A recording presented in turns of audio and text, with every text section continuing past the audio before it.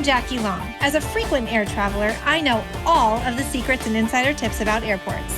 Whether you're a seasoned flyer like me or a first-time passenger, I'm going to help you save money, save time, and make the most of airport destinations all over the globe. So come with me as we explore the worldwide network of airports, big, small, and everything in between.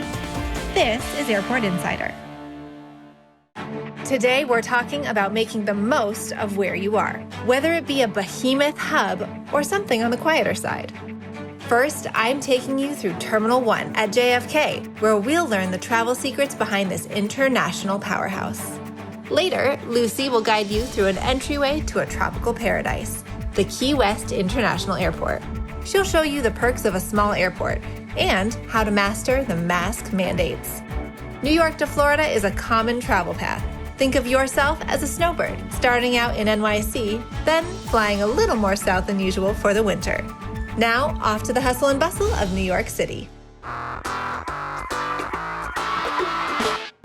just left my meeting in downtown Manhattan, and now I've got to catch the 5:30 to Munich from JFK International. My favorite way to get to JFK is to take the Long Island Railroad to Jamaica Station. From there, I connect with the air train, which takes me the rest of the way. It's definitely the cheapest option, and you get a great view. Now, if you have to travel by car, don't automatically just jump into a rideshare. Rideshare services are demand-based. If you leave at the wrong time, a trip from Fifth Avenue to JFK can clock in at well over $100. The New York Yellow Cab regulates their rate to JFK at just $54. Yellow Cab is definitely your best bet on four wheels. If you're really looking to get there quickly, the Uber Copter can get you there in 8 minutes. That's right, you can take a helicopter to JFK for only around $225. Pretty sweet deal, right? And I guess there's always the subway, but I mean, come on. Who wants to take the subway before a long day of travel?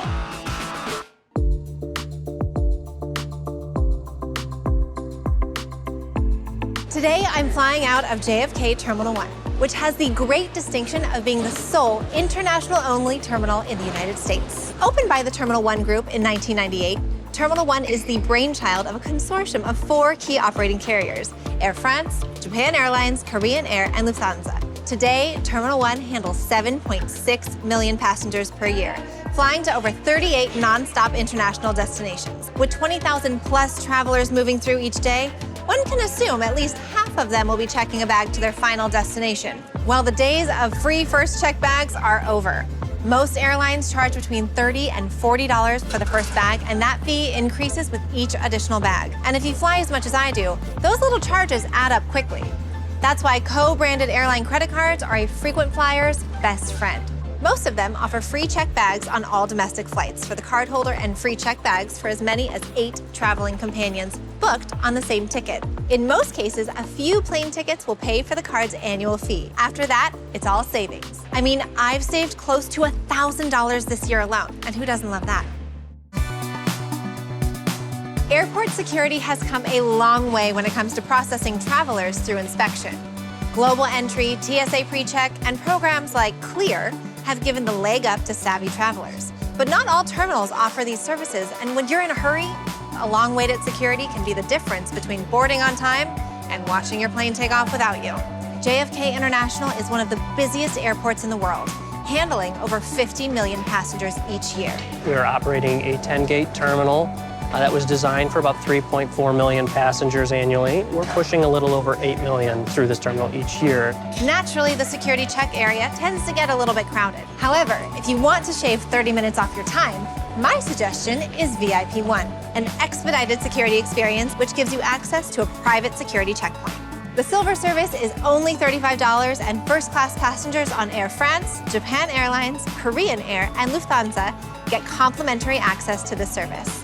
Plus, annual membership includes expedited security for you and one other person, which gives you and your travel partner more time to shop, dine, and unwind. Some things just pay for themselves. This is one of them. My first stop after security is always a lounge. Free food, fast service, clean showers. Sounds like home to me. Airport lounges were launched by the giant airlines in 1939. And at that time, they were invitation only, reserved for the most elite VIPs and frequent flyers. While those rules were changed in 1966, many people still think if you're not flying first class or business, then the airport lounges are off limits. But that's not true. This is Terminal 1's brand new Prime Class Lounge, and it is spectacular. If you want access to Terminal 1's lounges but aren't flying first or business class, there are a few things you can do. 1, buy a one-day airport lounge pass from the airline you're flying with. Just call customer service and ask if they have any special offers. You can purchase a lounge pass online, which usually ranges from $30 to $60, and that will give you a one-day pass to the lounge or lounges of your choice. Rewards credit cards offer various forms of access to the Priority Pass network of airport lounges. And if you're already signed up for the checked bag savings, this is an additional perk. And then, of course, there's Priority Pass. For an annual fee of $299, you get 10 free visits to Priority Pass lounges and only pay $32 per visit after that. For $429, you get unlimited visits for the year.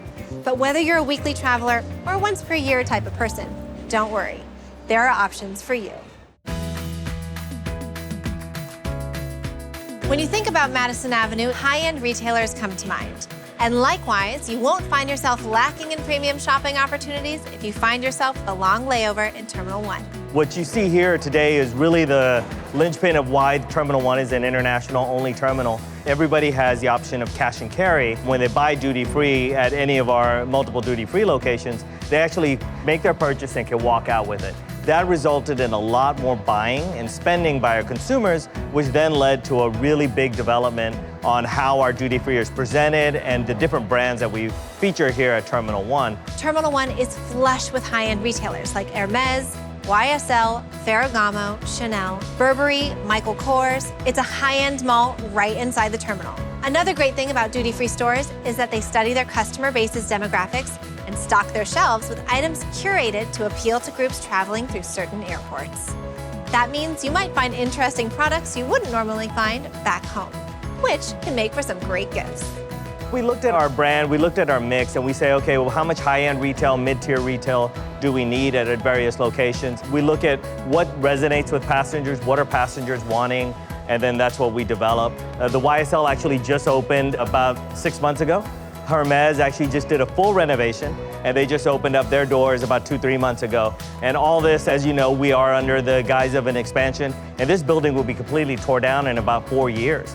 But they still see so much buying power from the consumers that they want to make those investments. So I know you have a $7 billion construction project coming up. How is that going to affect your retail opportunities, and are they going to expand? Oh, absolutely. So all our retail opportunities as well as F&B will be opened up to almost 5 times what we are today. Right now we're about 80,000 square feet. The new one will be closer to 500. So it's really a lot of square footage that is really geared towards the high-end passenger, high-end retail shopping experience, as well as a lot of high-end brands and duty-free. What we're doing in the new terminal is we're actually modeling it after New York. So the high-end fashion brands will be in the center, and they'll be extensively called Madison Avenue.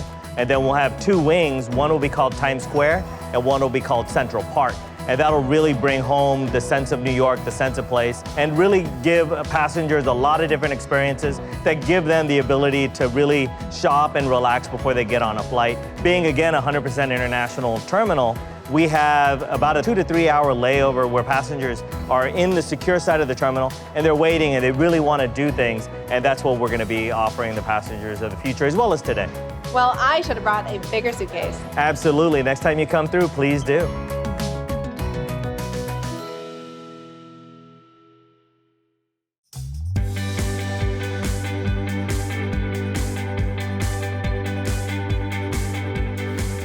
Sometimes the best part of the airport isn't the free Wi-Fi or the art installations, it's watching the planes themselves. Due to its larger than average size, JFK's Terminal 1 is the best place to see wide-body aircrafts like the 747, 777, Dreamliner, A330, and A350. Terminal 1 is one of only 2 terminals at JFK large enough to serve my favorite airplane, the Airbus A380. This double-decker monstrosity costs $500 million per plane to build. These are true people movers, with a Singapore version of the A380 offering an incredible 615 seats. My favorite seats are in aisles 68 and 81, A and K for both rows. These rows are directly behind exit rows and have no seats in front of them. which means you get unlimited legroom and won't disturb anyone when you get up from your seat. You have a wall right next to you, which is helpful for taking naps, and you'll be one of the first to be served in your section of the plane. Of course, there are only 4 of these seats on the plane, so if you can't swing them, you can get some similar benefits from rows 43, 52, 67, 80, and 82. Websites like Seat Guru and Seat Expert are awesome, so do your research. As of 2021, Airbus will discontinue manufacturing of the Airbus A380. Bummer for the traveler, but more economical for Airbus. That means there will only be about 250 of them in existence. Getting a chance to experience one of these modern-day marvels firsthand is as good a reason as any to plan an international flight out of JFK Terminal 1. Food on international flights can be iffy. That's why it's always good to fuel up before you get onto the plane. Then, when the in-service meal isn't to your liking, you can treat it as a post-meal snack instead of a main course.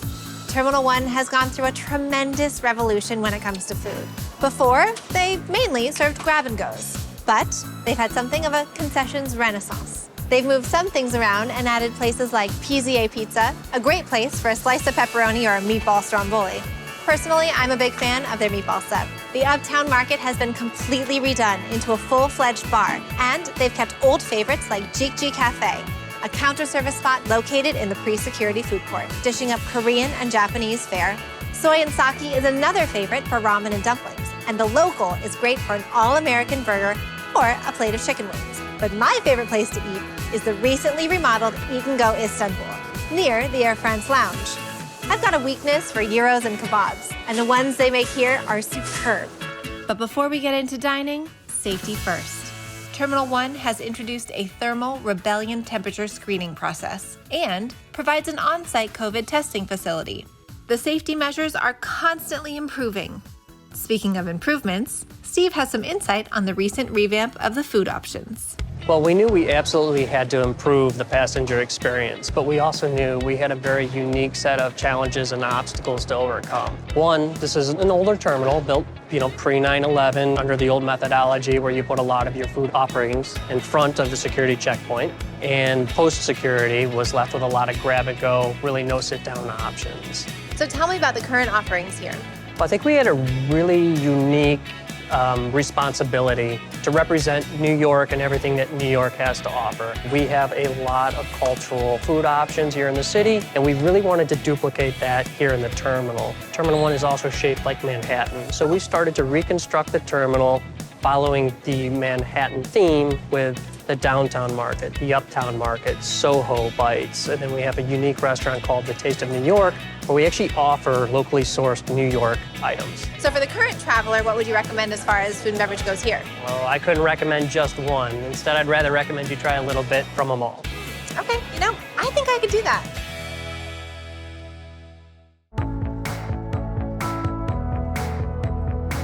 JFK International is a legendary airport. After all, the Beatles landed right here when they first came to the US in 1964. Not only that, but Terminal 1 was also the first airport in the United States to receive an Airbus A380. Today, JFK is on the cutting edge of technology as well, utilizing facial recognition technology at some of their check-in gates, a process that will help make travel faster and more secure. I'm imagining a fully paperless airport with no need to wait in line ever. A truly streamlined and safe process. And the future of Terminal 1 is looking promising as well. Terminal 1 was selected as the developer of the South Quadrant of JFK. So we're just now starting to embark on a $7 billion terminal expansion or reconstruction project that will bring Terminal 1 up to 23, 25 gates with approximately 5 times the current F&B options. This 2.9 million square foot terminal on the airport's south side will feature state-of-the-art amenities, 24 security screening lanes, and 55,000 square feet of green space. What does this all mean? More wide-body jets. And I love that. Thanks, Terminal 1. I'll be back.